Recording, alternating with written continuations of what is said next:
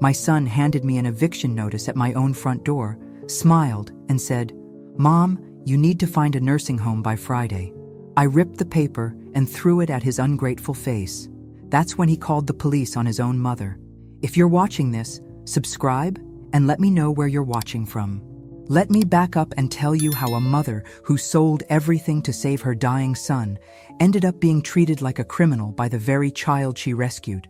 My name is Margaret Thompson, and 3 days ago I discovered that sacrifice and stupidity often look identical from the outside. "Michael, what is this?" I asked, holding the official document with shaking hands.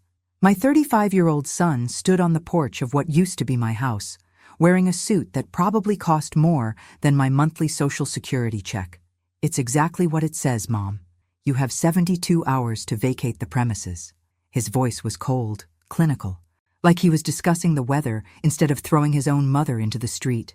I stared at him, searching for any trace of the boy I'd raised, the man I'd sacrificed everything for just 2 years ago. "This is my house, Michael." "Actually, it's not." He pulled out his phone and started scrolling through something. "The deed was transferred to me 18 months ago when you couldn't make the payments anymore. Remember?" Of course I remembered. How could I forget selling my childhood home, my car, and emptying my retirement account to pay for his cancer treatment? How could I forget moving into his spare bedroom like some charity case while he recovered?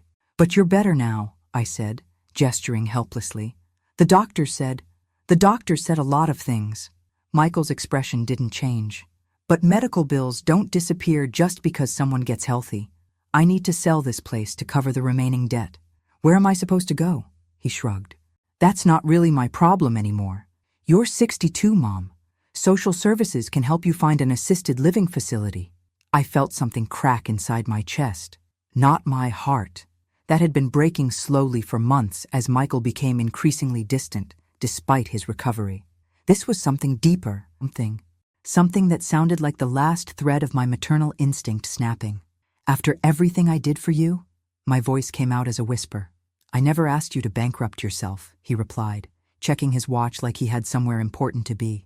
"That was your choice." That's when I threw the paper at him.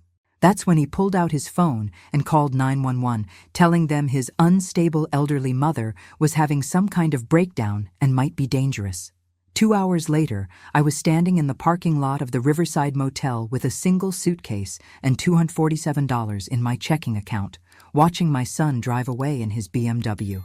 The same BMW I'd helped him buy 6 months ago, with what I thought was the last of my savings. The room smelled like cigarettes and broken dreams. The carpet had stains that told stories I didn't want to know, and the air conditioning sounded like it was dying a slow, mechanical death. I sat on the edge of the bed and tried to figure out how my life had become this small. Tomorrow I'd have to start looking for somewhere permanent to live. Tomorrow I'd have to swallow my pride and visit social services like Michael suggested. Tomorrow I'd have to accept that the son I'd raised had become someone I didn't recognize. But tonight, I was just angry. Angry at Michael for his cruelty. Angry at myself for being so naive. Angry at a world where doing the right thing apparently made you the fool. I was still angry when someone knocked on my door at 9:47 p.m. Through the peephole, I saw a man in an expensive suit holding a briefcase and looking like he'd rather be anywhere else. At 62, I'd learned to trust my instincts about people, and this man radiated the kind of confidence that comes with bad news and good lawyers. "Mrs. Thompson, my name is James Patterson. I'm an attorney with the State Insurance Fraud Division." He held up an official-looking badge. "I need to speak with you about your son." I opened the door, but kept the chain latched. "If Michael sent you?" "Ma'am, your son doesn't know I'm here. In fact, it's crucial that he doesn't find out about this conversation." Mr. Patterson glanced around the motel corridor like he expected someone to be watching. "May I come in?" Something in his tone made me step back and let him enter. He looked around the shabby room with the kind of careful observation that suggested he'd seen worse, but not by much. "Mrs. Thompson, I need you to sit down for this." "I'm fine standing." After the day I'd had, sitting felt like surrender. Mr. Patterson opened his briefcase and pulled out a thick folder. "We've been investigating a sophisticated insurance fraud scheme for the past 6 months. Your son is at the center of it." I felt the floor shift under my feet. "That's impossible. Michael had cancer. He needed treatment. I paid for—" "Ma'am, Your son has been in complete remission for 2 years. The words hit me like a physical blow. I did sit down then, hard, on the edge of the bed. What are you talking about? According to his medical records, Michael Thompson's cancer was successfully treated and eliminated by March of 2023. He's been healthy ever since. Mr. Patterson's voice was gentle but relentless. The treatments you've been funding for the past year and a half, they never happened. I stared at him, my mind refusing to process what he was saying. But the bills, the appointments, he was so weak after the chemotherapy sessions. Mrs. Thompson, there were no chemotherapy sessions. Your son has been filing fraudulent insurance claims for non-existent treatments while simultaneously collecting money from you for the same fake procedures. He pulled out a spreadsheet covered in numbers. Our investigation shows he's collected over $800,000 from this scheme. The room spun around me. $800,000. I thought about my empty bank account, my sold house, my non-existent retirement. I thought about all those times Michael looked so tired after his treatments, how grateful he seemed when I'd write another check. How is that possible? I whispered. It's more common than you'd think. Family members rarely question medical expenses, especially when they believe their loved one's life is at stake. Mr. Patterson sat down in the room's single chair. Your son is very clever. He created fake billing statements, forged doctor signatures, even had a friend pose as a nurse to call you with updates. I remembered those calls. Sarah, the sweet-voiced nurse who always thanked me for being such a supportive mother, who always seemed to call right when I was having second thoughts about writing another check. But I saw him getting weaker. He lost weight. He looked sick.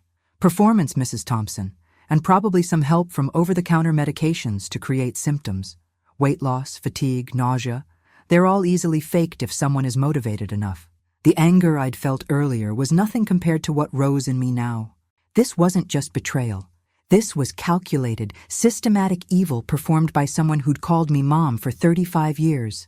What do you need from me? My voice sounded strange in my own ears, flat and cold. Your testimony, your financial records, your help in building a case that will put him in prison for a very long time. Mr. Patterson leaned forward.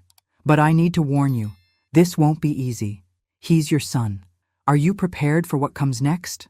I looked around the motel room, at my single suitcase, at the life Michael had reduced me to while living in luxury on my stolen money. I thought about the house I'd inherited from my parents, sold to save a son who was never in danger. Mr. Patterson, I said quietly, I spent 62 years being a good mother. It's time I learned how to be a dangerous one.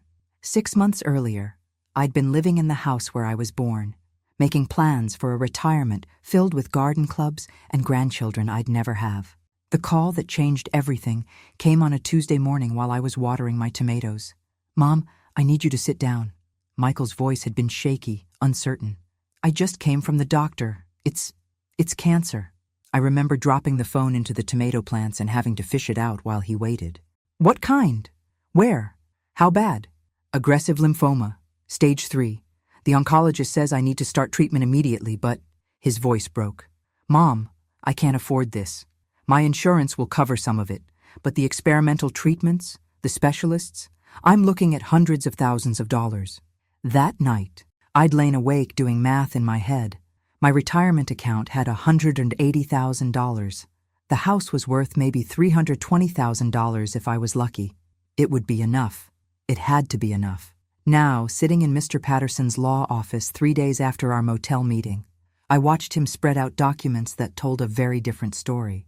Bank statements, medical records, insurance claims, all painting a picture of deception so elaborate it took my breath away. The fake medical bills started here, he said, pointing to a document dated 8 months ago. Notice the letterhead looks authentic, but the address is for a mail forwarding service. Your son was creating these on his computer. I studied the paper. It looked exactly like the dozens of others I'd received and paid without question. How did you catch him? Insurance companies have gotten very sophisticated about fraud detection. When someone files claims for experimental treatments that cost $50,000 a month, they investigate. Mr. Patterson pulled out another folder. Michael got greedy. He was billing for procedures that don't exist, medications that haven't been approved, even claiming treatment at facilities that don't treat his supposed type of cancer. But what about the insurance money? Why wasn't that enough? Because there was no insurance money. Mrs. Thompson. He was filing the claims, but they were all being rejected or flagged for investigation. The only real money coming in was from you. I felt sick. So every dollar I gave him went straight into his personal accounts. He's been living very well while you sacrificed everything. Mr. Patterson showed me bank statements that made my head spin. Designer clothes, expensive dinners, a luxury apartment I'd never seen. Where was he living when I thought he was staying with me? He has a penthouse downtown, been living there for over a year. The spare bedroom story was just another lie to keep you from getting suspicious about his lifestyle. I thought about all those nights I'd worried about him, lying in what I thought was his guest room, listening for signs that he might need help during the night. All those mornings I'd made him breakfast before his fake appointments. Mrs. Thompson, Mr. Patterson said gently, I need to ask you some difficult questions. Did you ever see your son actually receive treatment? Did you go to any appointments with him? He said the chemotherapy made him too sick for visitors, that the clinic had strict policies about family members. I closed my eyes, remembering how reasonable it had all sounded. He said he didn't want me to see him that week. And the physical symptoms you noticed? He looked terrible. Pale, thin, exhausted. His hair started falling out around month 3 of treatment. I paused. Wait, his hair was probably shaved off deliberately. The rest could be achieved with makeup, diet pills, and acting. Mr. Patterson's expression was grim. Your son put on a performance that lasted 18 months. That takes planning and commitment. The rage building inside me was unlike anything I'd ever felt. This wasn't just theft. This was psychological torture performed by someone who was supposed to love me. What happens now? We're prepared to offer your son a deal. Full restitution to you plus prison time. But we need your complete cooperation. Mr. Patterson leaned back in his chair. Are you prepared to testify against your own son? I thought about the house I'd sold to save a life that was never in danger. I thought about the retirement I'd sacrificed for treatments that never happened. I thought about lying awake nights, terrified that my child might die while he was living in luxury on my stolen money. Mr. Patterson, I said, standing up and smoothing my skirt, I'm not testifying against my son. I'm testifying for justice, and I want every penny back, plus interest. The confrontation happened at Michael's penthouse, which I'd never seen despite supposedly living with him for over a year. Mr. Patterson had arranged for me to wear a wire, though he warned me that anything Michael said could be used against him in court.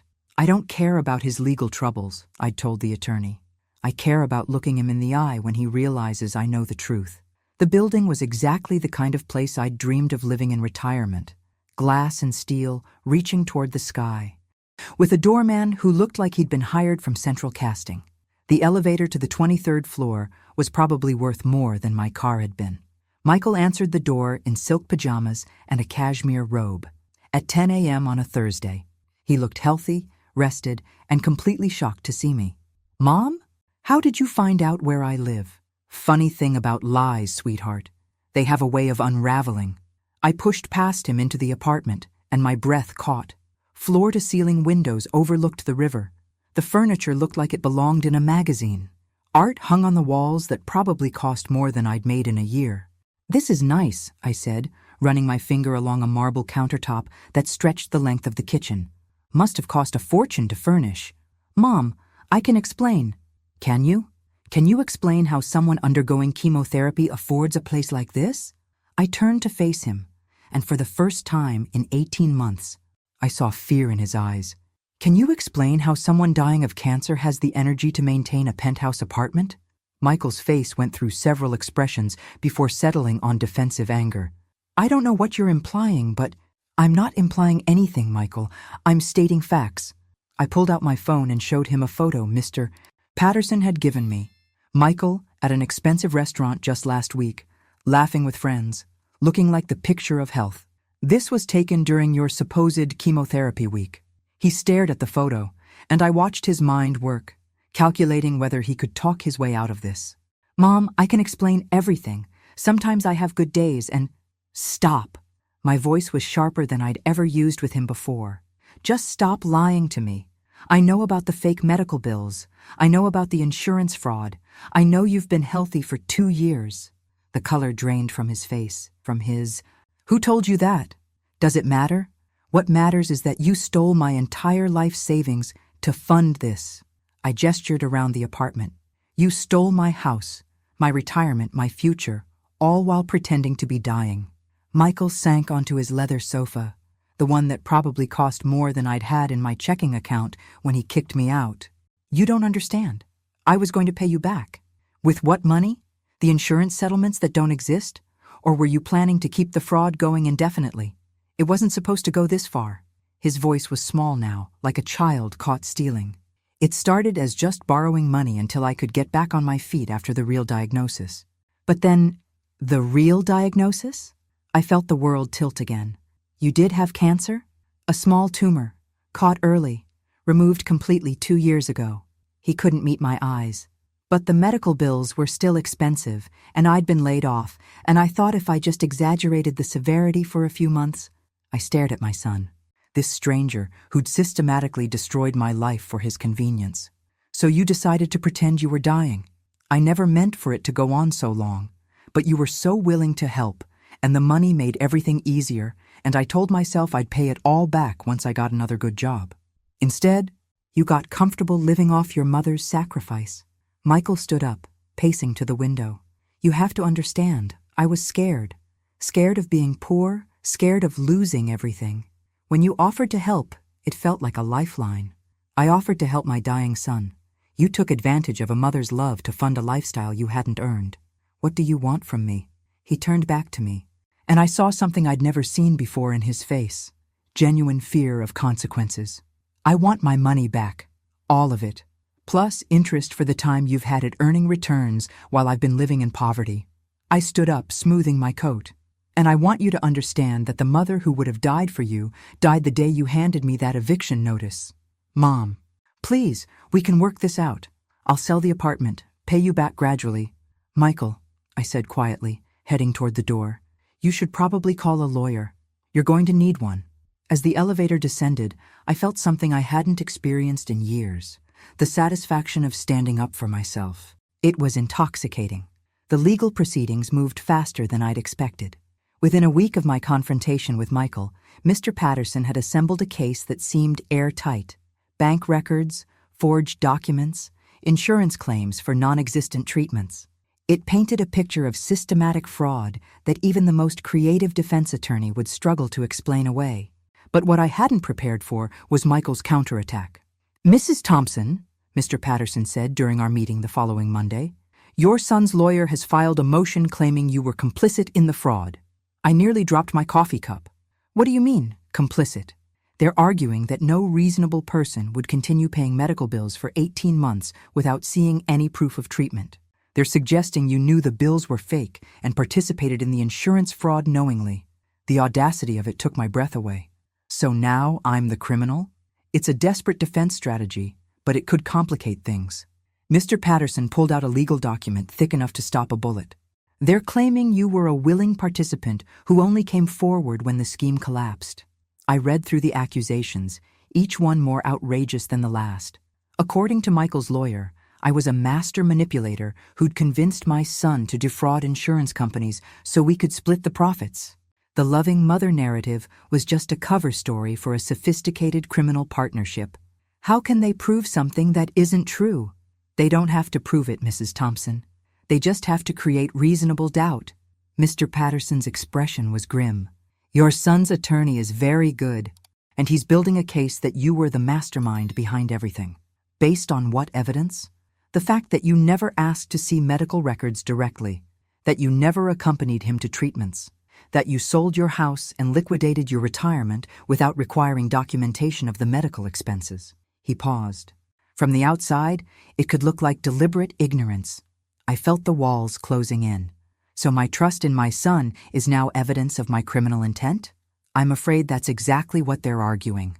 The unfairness of it made me dizzy. I'd sacrificed everything out of love, and now that love was being twisted into evidence of criminal conspiracy. What do? We fight back. We document every conversation, every payment, every moment of genuine maternal concern. Mr. Patterson opened another file. But there's something else you need to know. Your son has agreed to testify against you in exchange for a reduced sentence. The betrayal cut deeper than anything that had come before. Michael wasn't just stealing my money anymore. He was trying to send me to prison to save himself. He would do that? Apparently, his attorney has convinced him that painting you as the mastermind is his best chance at avoiding serious jail time. Mr. Patterson leaned forward. Mrs. Thompson, I need you to understand what we're facing. If a jury believes their story, you could be looking at federal fraud charges carrying a potential sentence of 10 to 15 years. 15 years. At 62, that would be the rest of my functional life. I'd go into prison an elderly woman and come out broken, if I came out at all. What does Michael get out of this deal? Probation and community service, plus restitution payments. Mr. Patterson's voice was carefully neutral. He'd keep his freedom while you pay for both of your supposed crimes. I sat in stunned silence, trying to process the magnitude of my son's final betrayal. It wasn't enough that he'd stolen my money and my home. Now he wanted to steal my freedom and leave me to rot in prison for crimes he'd committed. Mr. Patterson, I said finally, I need you to do something for me. What do you need? I need you to dig deeper into Michael's life, his finances, his relationships, his activities during the time he was supposedly dying. I stood up, feeling a familiar anger crystallizing into something sharper and more focused. If my son wants to play hardball, he's about to learn that his mother didn't raise a victim. What are you thinking? I'm thinking that someone who could orchestrate an 18-month fraud scheme probably wasn't limiting his criminal activities to stealing from his mother. I gathered my purse and coat. Find me everything, Mr. Patterson. Every financial irregularity, every suspicious relationship, every questionable decision Michael made during his fake illness. That could take weeks. Then we better get started. I paused at the door. Because if Michael thinks he can destroy my life and walk away free, he's about to discover just how wrong he can be. The breakthrough came from an unexpected source. Michael's ex-girlfriend, Sarah, who turned out to be a real person after all. Not a fake nurse, but a woman who dated my son during his supposed cancer treatment and had grown suspicious of his behavior. She called our office yesterday, Mr. Patterson explained during our emergency meeting. Apparently, she saw the news coverage of the fraud charges and realized she'd been dating a pathological liar for over a year.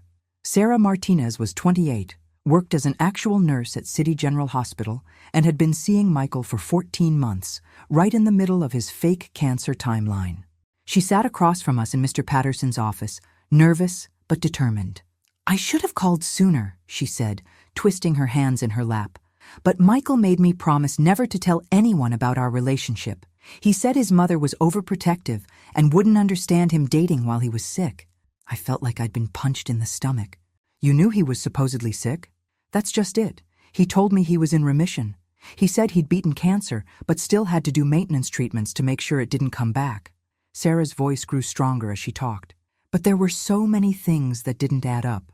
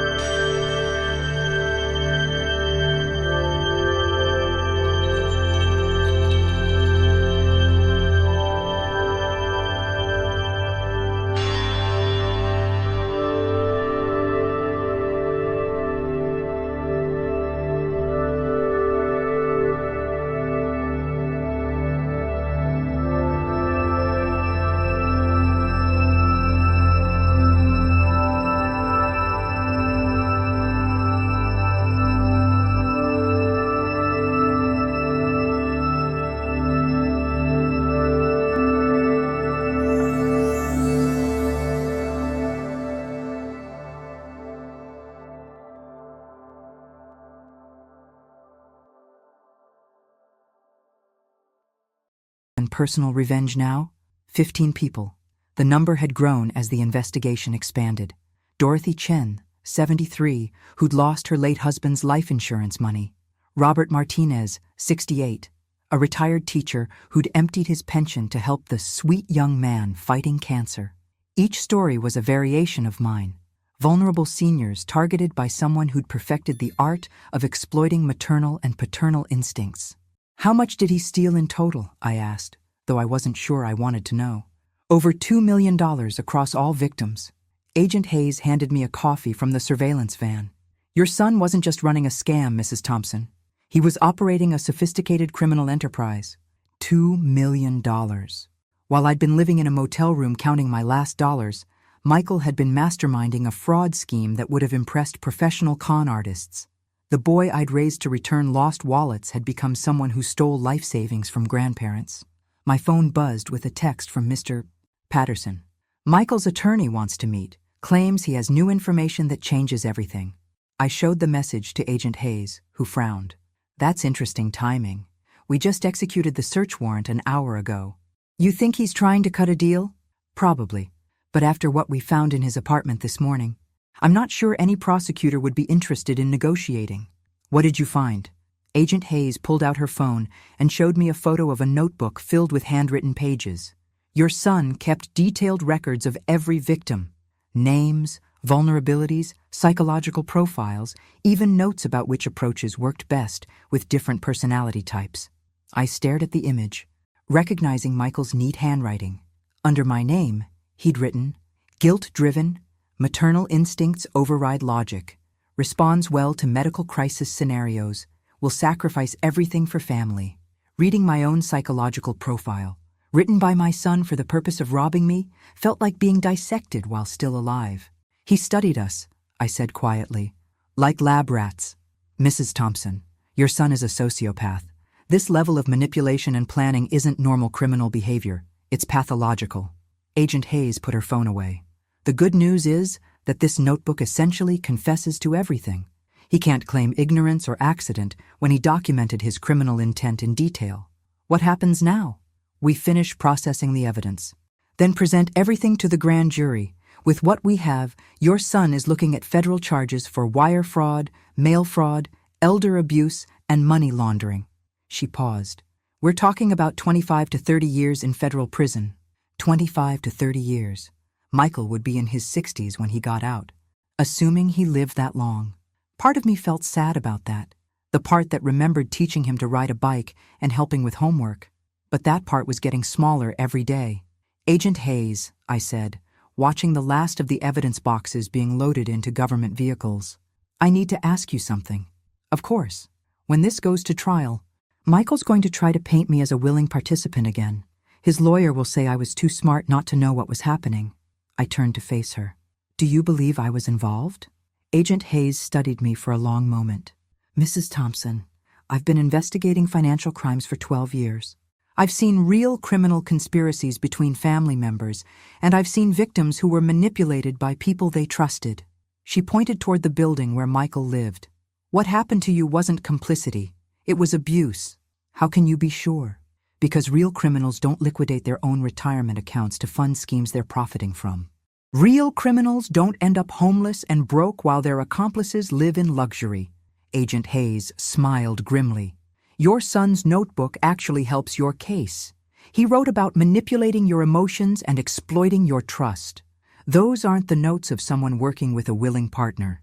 For the first time in months, I felt like someone in authority actually understood what had happened to me. I wasn't a criminal or a fool. I was a victim of someone who'd weaponized my love against me. Mrs. Thompson, Agent Hayes said as we prepared to leave, there's something else you should know. Several of the other victims want to meet you. Meet me? Why? Because you're the reason we caught him. Your cooperation broke this case open. She handed me a business card. There's a support group forming for victims of family financial abuse. Dorothy Chen is organizing it. She specifically asked if you'd be interested in attending. I looked at the card, thinking about all those other people who'd trusted their maternal instincts and paid the price. Yes, I said. I'd like that very much. As we drove away from Michael's building, I realized something had changed in me during those hours of watching federal agents dismantle my son's criminal empire. I wasn't just angry anymore. I was determined to see justice done, determined to help other victims, and determined to rebuild a life that no one could steal from me again. Michael had taught me that trust could be weaponized. Now I was going to learn how to weaponize justice. Michael's lawyer, David Brennan, looked like he'd rather be defending anyone else on earth when we met in the federal courthouse conference room. His client's case had gone from a manageable fraud charge to a federal racketeering investigation, and the stress was showing. "Mrs. Thompson," he began, "my client would like to apologize for the pain he's caused you." "Your client would like to avoid 30 years in federal prison," I replied. "Let's not pretend this is about remorse." Mr. Brennan shifted uncomfortably. "Michael has authorized me to offer full restitution to all victims, plus a formal apology and cooperation with ongoing investigations." "In exchange for what?" Agent Hayes asked. "A plea agreement that reduces his sentence to 5 years, with possibility of parole in 3. Brennan pulled out a document thick enough to choke a horse. "He's prepared to plead guilty to all charges and provide information about other individuals who may be running similar schemes." I almost laughed. "Other individuals? You mean the criminal network that exists only in your imagination?" "Mrs. Thompson, I understand you're angry." "Mr. Brennan, I'm not angry. I'm educated." I pulled out my own folder, courtesy of Agent Hayes and the FBI investigation. "Your client kept detailed records of his crimes. We know he worked alone. We know he targeted victims systematically. And we know he planned to blame me for everything when he got caught." Brennan's confident expression flickered. "That was a misunderstanding." "A misunderstanding?" I stood up, feeling every one of my 62 years settling into righteous fury. "Your client wrote in his own handwriting that I was too trusting and easily manipulated through maternal guilt." "That's not a misunderstanding, Mr. Brennan. That's a confession. My client was under tremendous stress. Your client was under the stress of counting stolen money." I leaned forward across the conference table. "Mr. Brennan, let me explain something to you about mothers. We spend decades learning to read people's motivations, to spot lies, to protect our families from threats. The only reason your client succeeded in fooling me was because I never imagined the threat was sitting at my own dinner table." Agent Hayes cleared her throat. "Mr. Brennan, your client's notebook contains detailed psychological profiles of 15 victims, including strategies for manipulating each one. The prosecution has handwriting experts who will testify that these notes were written over months, not days. This wasn't a crime of passion or desperation. It was a systematic criminal enterprise." Brennan looked like a man watching his career prospects circle the drain. "What would it take to consider a plea agreement?" "Nothing," I said simply. "There is no plea agreement that gives me back 18 months of believing my son was dying. There is no deal that returns the house I inherited from my parents. There is no bargain that restores the retirement I'll never have now." "Mrs. Thompson," Brennan tried again, "prison won't solve anything. Michael needs treatment, counseling, rehabilitation." "Mr. Brennan," I interrupted, "I spent 35 years providing my son with treatment, counseling, and rehabilitation. I gave him love, support, education, and every opportunity to become a decent human being. He chose to become a predator instead." I gathered my papers and stood up. The time for rehabilitation was before he stole $2 million from elderly people. Now it's time for consequences. Brennan looked desperately at Agent Hayes. "Surely the government would prefer cooperation to a lengthy trial." "Mr. Brennan," Agent Hayes replied, "your client's own records provide all the evidence we need. We don't need his cooperation when we have his confession written in his own hand." She smiled coldly. "Besides, this case is going to send a message to other potential criminals that targeting senior citizens carries serious consequences. A lengthy trial suits our purposes perfectly." As we left the conference room, I felt something I hadn't experienced since this nightmare began: complete confidence in the outcome. Michael had been so arrogant, so sure of his superior intelligence, that he'd documented his own crimes in detail. He'd outsmarted himself right into a federal prison cell. "Mrs. Thompson," Agent Hayes said as we walked toward the elevator. There's something you should know. Michael's been making calls from jail. To whom? Other inmates' families, mostly.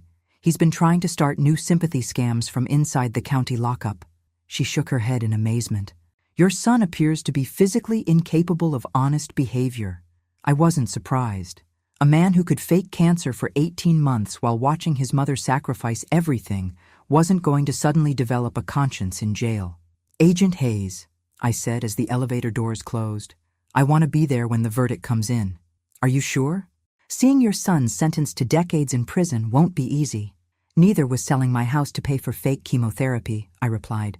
But I survived that. I'll survive this too. The difference was, this time I wasn't surviving alone.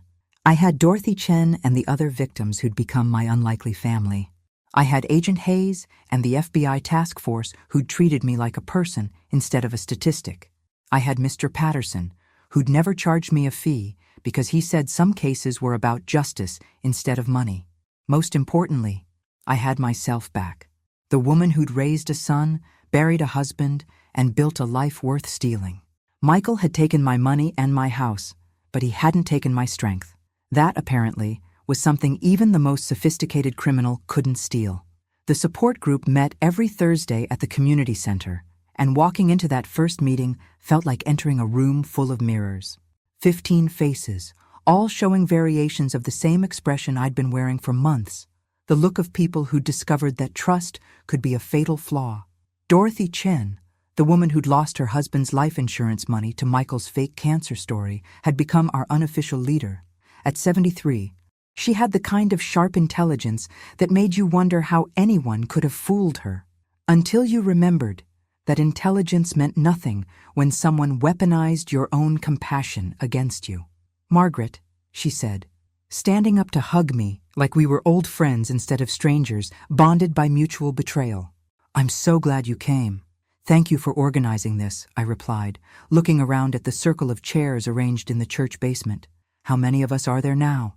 17 confirmed victims, but the FBI thinks there might be more. Dorothy's voice carried the same mixture of anger and sadness I heard in my own. Your son was very thorough in his research. As each person shared their story, I heard echoes of my own experience. Robert Martinez had met Michael at a senior center where my son had volunteered, supposedly to give back to the community while battling cancer. Eleanor Walsh had encountered him at a grocery store, where he'd collapsed dramatically and she'd driven him home, only to be drawn into months of helping with medical expenses. The thing that bothers me most, said Frank O'Brien, a retired postal worker who'd lost $80,000, is how well he knew us. Not just our names or our finances, but our personalities. What would make us want to help? He studied us, I said, thinking about the notebook Agent Hayes had shown me. He actually wrote down our psychological profiles. What did yours say? Asked Eleanor. I closed my eyes, remembering the clinical language Michael had used to dissect my maternal instincts.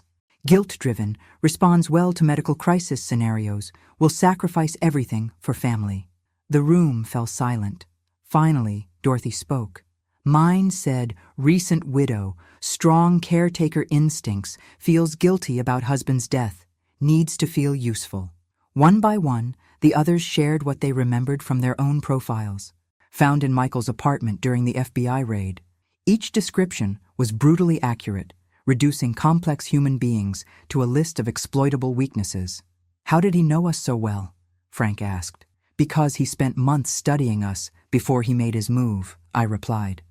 Agent Hayes told me he'd visit the same places repeatedly, watching people, listening to conversations, learning our routines and our vulnerabilities. So we were marked, Eleanor said quietly, like animals being hunted. Yes, Dorothy said firmly, but we survived, and now he's the one who's trapped. She was right. While we sat in a church basement rebuilding our lives and our trust in humanity, Michael was in a federal holding cell awaiting trial. The hunter had become the hunted. There's something else, Dorothy continued. The prosecutor's office called me this morning. They want some of us to testify at Michael's sentencing hearing. To say what? Robert asked. To tell the judge how his crimes affected our lives. To put human faces on the financial damage. Dorothy looked directly at me. Margaret, They specifically requested that you speak. I'd been dreading this moment since the investigation began. Standing up in court and describing my humiliation to a room full of strangers felt like being victimized all over again. I don't know if I can, I admitted. You don't have to, Dorothy said gently.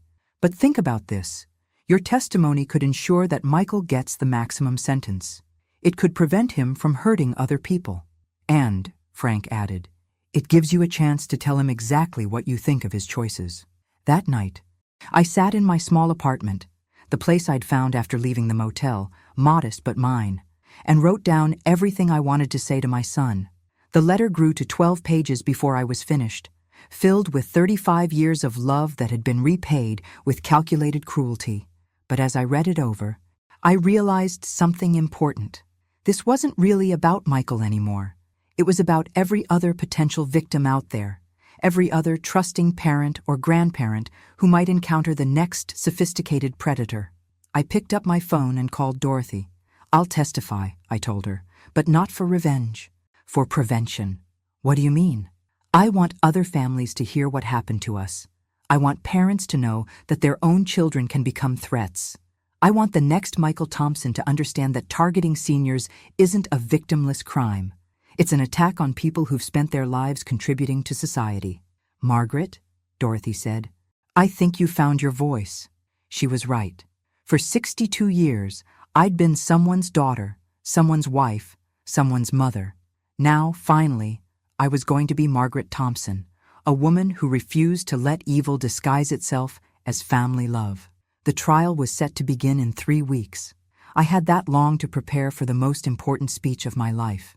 The federal courthouse buzzed with media attention on the morning of Michael's sentencing hearing. Apparently, a case involving a son who faked cancer to steal from his own mother had captured public imagination in a way that surprised everyone, including the prosecutors. Mrs. Thompson, Assistant U.S. Attorney Lisa Chen said as we prepared in the witness room, Are you ready for this? I smoothed my best dress, the navy blue one I'd worn to my husband's funeral 10 years ago, and nodded. I've been ready for months. Remember, you'll be speaking directly to Judge Morrison, not to your son. Focus on the impact of his crimes, not on your personal relationship. She paused. Though I understand that's easier said than done. Through the window, I could see Michael sitting at the defendant's table in an orange jumpsuit, looking smaller than I remembered. His lawyer had insisted on a jury trial, apparently believing that 12 Americans would never convict someone's son for helping with medical bills, no matter what the evidence showed. He'd been wrong. The jury had deliberated for less than 4 hours before finding Michael guilty on all counts. The notebooks full of victim profiles, the forged medical documents, the bank records showing luxury purchases funded by stolen money, it had painted a picture so damning that even his own mother would have voted to convict. Which was exactly what I'd done when the prosecutor asked me to explain how Michael had manipulated my maternal instincts. Mrs. Thompson, Judge Morrison called, the court is ready for your victim impact statement. I walked to the podium, feeling the weight of every eye in the courtroom. Michael looked up at me for the first time since his arrest, and I saw something that surprised me. Fear. Not of prison, but of what I might say about him in front of all these people. Your Honor, I began. My name is Margaret Thompson, and I'm here to speak for 17 victims who trusted someone we thought we knew. I'd practiced this speech for weeks, but standing there with my son 20 feet away, the words took on a power I hadn't expected. Michael Thompson isn't just a criminal who stole money. He's a predator who studied elderly people like laboratory animals, learning our weaknesses so he could exploit our strengths. I pulled out the notebook page Agent Hayes had given me. This is my psychological profile, written in my son's handwriting. It reduces 35 years of maternal love to a list of exploitable vulnerabilities. I read Michael's clinical assessment of my character, watching the faces of the jurors who remained to hear sentencing. Several looked disgusted. One woman was crying. Your Honor, the financial damage is obvious and measurable. I lost my house, my retirement, my security. Dorothy Chen lost her late husband's life insurance money. Robert Martinez emptied his pension account. I looked directly at Michael. But the emotional damage is harder to calculate. How do you measure the value of trust? How do you price the ability to believe that people are fundamentally good? How do you compensate someone for losing faith in their own judgment? Michael's lawyer shifted uncomfortably, but my son himself sat perfectly still, staring at the table in front of him. Your Honor, I want to be clear about something. I'm not here asking for vengeance against my son. I'm here asking for justice for 17 seniors who committed the crime of caring about someone else's suffering. I paused, feeling the power of my own words. We're told that America respects its elders, that we value the contributions of people who've worked and saved and built this country. Michael Thompson's crimes are an attack on those values. But here's what I want everyone in this courtroom to understand, I continued, my voice growing stronger. We survived. We found each other. We refused to let shame and embarrassment keep us isolated. I looked at Dorothy, Robert, Eleanor, and Frank, who'd come to support me.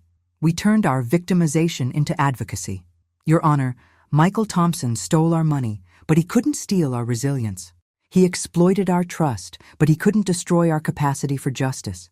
He tried to make us ashamed of our compassion, but instead, he taught us how powerful we really are. I turned back to my son, meeting his eyes for what I knew would be the last time. Michael, you taught me something I never wanted to learn. That evil can wear a familiar face, speak with a beloved voice, and destroy lives while smiling at Sunday dinner. My voice was steady, controlled. But you also taught me that I'm stronger than I ever imagined, that survival is possible, that justice, even delayed, is still justice. Your Honor, I said, turning back to Judge Morrison, I ask you to sentence Michael Thompson not just for what he did to us, but for what he represents, the betrayal of trust, the exploitation of love, and the predatory targeting of vulnerable people who deserved protection, not predation. As I walked back to my seat, I felt something I hadn't experienced in months. Complete peace. I'd said everything that needed to be said. The rest was up to justice. Judge Morrison sentenced Michael to 28 years in federal prison without possibility of parole. As the bailiffs led him away, he turned back once, looking for me in the gallery. I was looking right back at him, and for the first time in this entire ordeal, I wasn't the one who looked away first. 6 months after Michael's sentencing, I stood in the kitchen of my new house. Not a mansion, but a real home with 2 bedrooms and a garden where I could grow tomatoes again, reading a letter that had arrived that morning. Dear Mrs. Thompson, it began, written in handwriting I barely recognized as my son's. I know I have no right to contact you, and I know you probably won't believe anything I say, but I need to try to explain what happened, even if you never forgive me. I almost threw the letter away. Almost. But something made me keep reading. I didn't start out planning to hurt you. I know that sounds impossible to believe now, but it's true. When I was first diagnosed with the small tumor, I was terrified, not just of cancer, but of being poor, of being seen as weak, of losing everything I'd worked for. When you offered to help with medical bills, it felt like a lifeline. But then the tumor was removed successfully, and I should have told you everything was fine. Instead, I panicked. I'd already accepted money from you, and I was afraid you'd be angry that I'd taken it when I didn't really need it. So I lied. Just once, I told myself, just until I could pay you back. But lies have a way of growing, and the longer I waited, the harder it became to tell the truth. Then I realized how easy it was to manipulate people's sympathy, and something broke inside me. I set the letter down, pouring myself coffee before continuing. Even in prison, even after everything, Michael was still making excuses. I know you won't believe this, but I convinced myself I was helping you feel useful. You'd been so lost after Dad died, and caring for me seemed to give you purpose. I told myself you were happier feeling needed, even if the need was fake.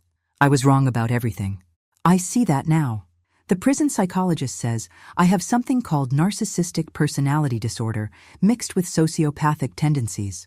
Apparently, I've been incapable of seeing other people as real human beings with their own feelings and rights.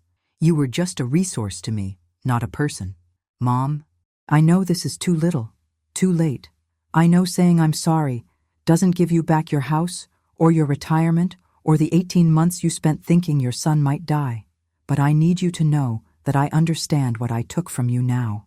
The other inmates here know what I did. They have mothers too. And they don't like men who steal from their families. I've learned what it feels like to be vulnerable, to be afraid, to have no one to trust. I think maybe that's what justice looks like. I don't expect you to write back. I don't expect forgiveness. I just wanted you to know that you raised a son who was capable of understanding right and wrong.